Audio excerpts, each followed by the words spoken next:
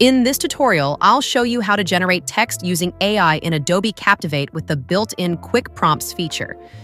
To get started, select the text object on your slide, then access the Generative AI options either by clicking the Generative AI button in the top toolbar or by opening the Visual Properties panel and locating the Generate Text selection there.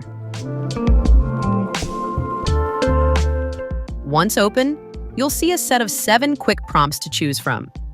You can use rephrase text to make your writing sound more natural, or elaborate text to expand short notes into detailed explanations. Improve readability simplifies complex language, while improve grammar corrects mistakes and polishes your text. You can also change the tone to make content more formal, friendly, or assertive, or change the audience to tailor your message to specific learners, such as interns, managers, or customers. Lastly, you can itemize text to turn dense paragraphs into easy-to-read bullet points. Each quick prompt can be applied instantly, or you can add additional context to guide the AI toward more specific results.